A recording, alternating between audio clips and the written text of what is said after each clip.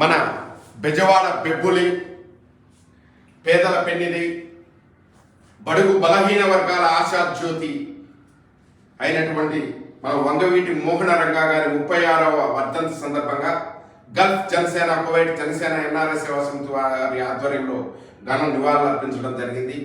ఆయన చనిపోయి 36 సంవత్సరాలు అయినప్పటికీ కూడా ఇప్పటికి కూడా జిల్లాలను కాకుండా, రాష్ట్రాలను కాకుండా, దేశాలను కాకుండా ప్రపంచ వ్యాప్తంగా కూడా ఆయనకు అభిమానులు రోజు రోజుకి పెరుగుతూ ఉన్నారు.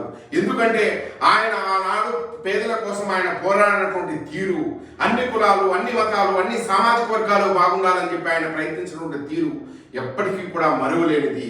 ఇప్పటికీ కూడా వీధి వీధికి ఆయన విగ్రహాలు వెలుస్తూనే ఉన్నాయి. ఎక్కడ చూసినా అంటే ఆయన పైన ఎంత అభిమానం ఉన్నదనేది మనం అందరం కూడా అర్థం చేసుకోవాలి.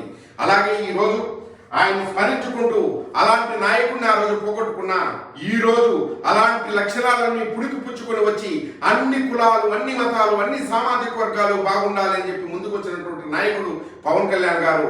ఆయన ఆధ్వర్యంలో నడిచి ఆయనను మనం అనుకున్న స్థాయిలో చూసి ఈ రాష్ట్రం కోసం, దేశం కోసం ఆయన కాపాడుకుంటూ మనందరం కూడా ముందుకు వెళ్దామని చెప్పి ఈరోజు మీ అందరికీ కూడా సెలవు తీసుకుంటూ జోహార్ వంగవీటి మోహన.